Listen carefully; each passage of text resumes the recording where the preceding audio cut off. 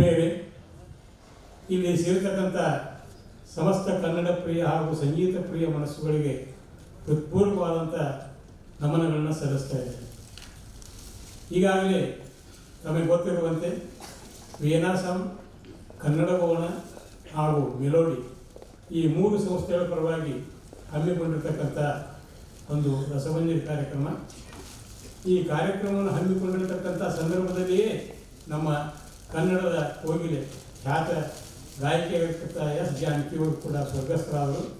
ಅದಕ್ಕಾಗಿ ಈ ಒಂದು ಕಾರ್ಯಕ್ರಮವನ್ನು ಅವರಿಗೆ ಅರ್ಪಿಸ್ತಾ ಇದ್ದೇವೆ.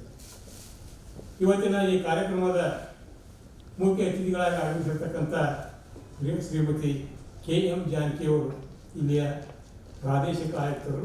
ಅವರ ವ್ಯಾಪ್ತಿಯಲ್ಲಿ 7 ಜಿಲ್ಲೆಗಳು ಬರ್ತಾ ಇದೆ. ಇದಕ್ಕಿಂತ ಮುಂಚೆ ಅವರು ದಾವಣಗೆರೆ ಅಸಿಸ್ಟೆಂಟ್ ಕಮಿಷನರ್ ಆಗಿದ್ದರು. ನಂತರ ಕನ್ನಡ ಮತ್ತು ಸಂಸ್ಕೃತಿ ಇಲಾಖೆಯ ಆಯುಕ್ತರಾಗಿ ಸೇವೆ ಸಲ್ಲಿಸಿದ್ದಾರೆ. ನಂತರ ಬಾಗಲಕೋಟೆಯಲ್ಲಿ ಕೂಡ ಜಿಲ್ಲಾಧಿಕಾರಿಗಳಾಗಿ ಸೇವೆ ಸಲ್ಲಿಸಿದ್ದಾರೆ. ಈ ರೀತಿಯ ಇನ್ನೂ ಅನೇಕ ಮಹತ್ವದ ಹುದ್ದೆಗಳನ್ನು ಅಲಂಕರಿಸಿದ್ದು ಅಲ್ಲದೇನೆ ಎಲ್ಲಕ್ಕಿಂತ ಮುಖ್ಯವಾಗಿ ಸಾಂಸ್ಕೃತಿಕ ಪ್ರಿಯ ಮನಸ್ಸು. ಈಗ ಅವರು ಬಂದಿದ್ದು ಈ ಕನ್ನಡ ಬಗ್ಗೆ 2ನೇ ಸಲ ಇದೆ. ಮೊನ್ನೆ ನಾವು ಮಾಡಿರ್ತಕ್ಕಂಥ ನಾಟಕ ಸ್ವಾತಂತ್ರ್ಯ ಊಟ ಅಂತಕ್ಕಂಥ ನಾಟಕ ಕೂಡ ಬಂದು ಅವರು ತಮ್ಮ ಅದ್ಭುತವಾಗಿರ್ತಕ್ಕಂಥ ಮೆಚ್ಚುಗೆಯನ್ನು ವ್ಯಕ್ತಪಡಿಸಿದರು. ಒಟ್ಟಾರೆ ಸಾಂಸ್ಕೃತಿಕ ಪ್ರಿಯ ಮನಸ್ಸನ್ನು ಹೊಂದಿರತಕ್ಕಂಥ ಶ್ರೀಮತಿ ಜಾನಕಿಯವರನ್ನು ತಮ್ಮೆಲ್ಲರ ಪರವಾಗಿ ಹೃತ್ಪೂರ್ವಕವಾಗಿ ಸ್ವಾಗತ ಬಯಸ್ತಾ ಇದ್ದಾರೆ. ಅಂಥದ್ರಲ್ಲಿ ಈ ಒಂದು ತಂಡ ಏನಿದೆ, ಮೆಲೋಡಿ ತಂಡ ಏನಿದೆ, ತಾವು ನಿವೃತ್ತಿ ಆಗಿಲ್ಲ. ವೃತ್ತಿಯಿಂದ ನಿವೃತ್ತಿ ಆಗಿದ್ರು ಕೂಡ ಪ್ರವೃತ್ತಿಯಿಂದ ನಾವು ನಿವೃತ್ತಿ ಆಗಿಲ್ಲ. ಸಹಿ ಮಾಡುವ ಅಧಿಕಾರ ಹೋಗಿರ್ಬೋದು, ಆದರೆ ಸಮಾಜದಲ್ಲಿ ಚಟುವಟಿಕೆಗಳಿಗೆ ಸಹಿ ಮಾಡತಕ್ಕಂಥ ಅಧಿಕಾರ ನಾವಿನ್ನೂ ಕಳ್ಕೊಂಡಿಲ್ಲ ಅನ್ನೋದು ರೂಪಿಸುವ ಸಲುವಾಗಿ ಇವತ್ತು ಈ ಸಂಗೀತ ಕಾರ್ಯಕ್ರಮವನ್ನು ಮಾಡ್ತಾ ಇದ್ದಾರೆ. ಈ ಸಂಗೀತ ಕಾರ್ಯಕ್ರಮವನ್ನು ಯಶಸ್ವಿಗೊಳಿಸುವ ಮೂಲಕ ಈ ಒಂದು ಕಾರ್ಯಕ್ರಮದ ಸಾರ್ಥಕತೆಯನ್ನು ತಾವು ಎತ್ತಿ ಹಿಡಿಬೇಕು ಅಂತಕ್ಕಂಥ ಕಳಕಳಿ ವಿನಂತಿಯನ್ನು ಮಾಡ್ತಾ ನಾನು 2 ಮಾತನ್ನು ಮುಗಿಸ್ತಾ ಇದ್ದೇನೆ. ಮತ್ತು ನಮಸ್ಕಾರ ಕೂಡ. ಇವತ್ತು ನಮ್ಮನ್ನು ಕೆಲವೇ ದಿನಗಳ ಹಿಂದೆ ನಮ್ಮನ್ನು ಅಗಲಿದ ಅತ್ಯಂತ ಶ್ರೇಷ್ಠ ಹಿನ್ನೆಲೆ ಗಾಯಕಿ ಶ್ರೀಮತಿ ಎಸ್ ಜಾನಕಿಯವರ ಸ್ಮರಣಾರ್ಥ 3 ಸಂಘಟನೆಗಳು ಒಟ್ಟು ಮಾಡಿ ಒಂದು ಅರ್ಥಪೂರ್ಣವಾದ ಕಾರ್ಯಕ್ರಮವನ್ನು ಆಯೋಜನೆ ಮಾಡಿದ್ದಕ್ಕೆ ನಾನು ಮೊದಲಿಗೆ 3 ತಂಡಗಳ ಎಲ್ಲ ಸದಸ್ಯರಿಗೆ ಅತ್ಯಂತ ಹೃದಯಪೂರ್ವಕ ಗೌರವಗಳನ್ನು ಅರ್ಪಿಸ್ತೀನಿ. ಯಾಕೆಂದರೆ ಇಡೀ ದೇಶ ಕಂಡ ಒಂದು ಶ್ರೇಷ್ಠ ಕಲಾವಿದೆ ಅವರು. ಅವ್ರ ಬಗ್ಗೆ ನಾನಾಗಲಿ ಅಥವಾ ಇಲ್ಲಿರೋರು ಯಾರಿಗೂ ನಮಗೆ ಎಷ್ಟು ಹೇಳಿದ್ರು ಅದು ಮುಗಿಯಲ್ಲ. ಈಗ ಅವರು ಪ್ರಸ್ತಾವನೆ ನುಡಿಗಳಲ್ಲಿ ಹೇಳಿದರು ಅವರ ಭಾಷೆ ಮತ್ತು ಅವರು ಎಷ್ಟು ಹಾಡುಗಳನ್ನ ಹಾಡಿದ್ರು ಅಂತ ಡಿಸ್ಪ್ಯೂಟ್ ಇದೆ ಅಂತ. ನನ್ನ ಪ್ರಕಾರ ನಾವು ಏನು ಹೇಳ್ಬೋದು ಅಂದರೆ ಒಂದು 3 ತಲೆಮಾರುಗಳು ಅವರ ಹಾಡುಗಳನ್ನ ಕೇಳಿದ್ದೀವಿ. 3 ತಲೆಮಾರುಗಳು ಕೇಳಿದ್ದೀವಿ. ಮತ್ತು ಇನ್ನು ಎಷ್ಟು ತಲೆಮಾರುಗಳು ಕೇಳ್ತಾರೆ ಗೊತ್ತಿಲ್ಲ ನಮಗೆ.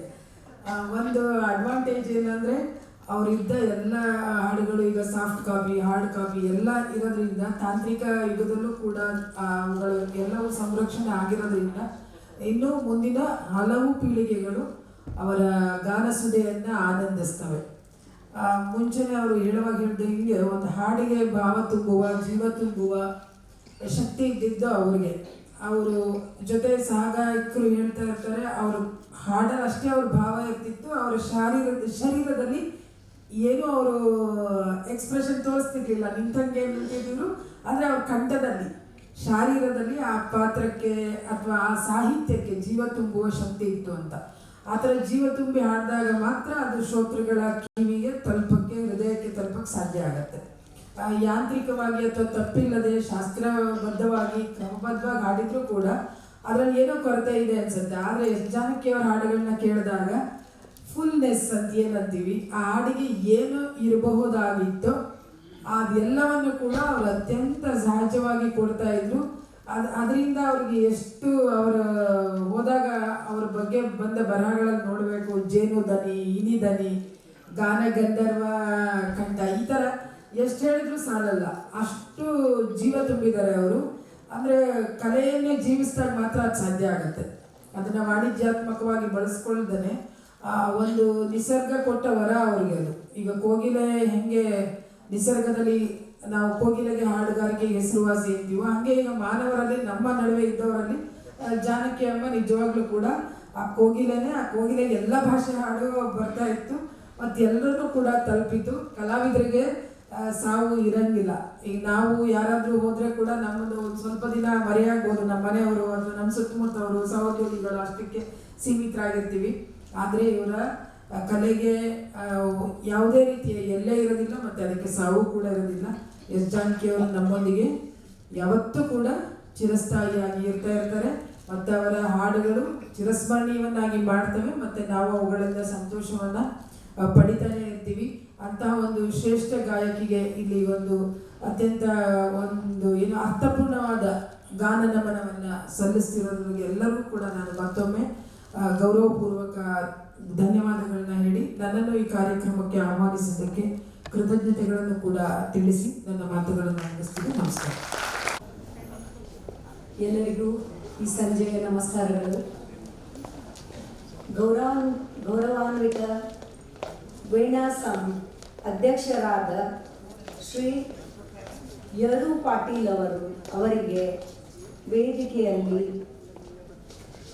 ಉಪಸ್ಥಿತರಿರುವ ಗಣ್ಯರಿಗೆ, ಆತ್ಮೀಯ ಅತಿಥಿಗಳಿಗೆ, ನಮ್ಮ ಮೆಲೋಡಿಯ ಕುಟುಂಬದ ಸದಸ್ಯರಿಗೂ ಹಾಗೂ ಇವತ್ತು ನಮ್ಮ ಜೊತೆ ಇದ್ದ ಆಯುಕ್ತ ಪ್ರಾದೇಶಿಕರ ಜಾನಕಿ ಮೇಡಮ್ ಅವರಿಗೆ ಮತ್ತು ಸಂಗೀತ ಪ್ರೇಮಿಗಳಾದ ಎಲ್ಲರಿಗೂ ನನ್ನ ಹೃತ್ಪೂರ್ವಕ ನಮಸ್ಕಾರಗಳು.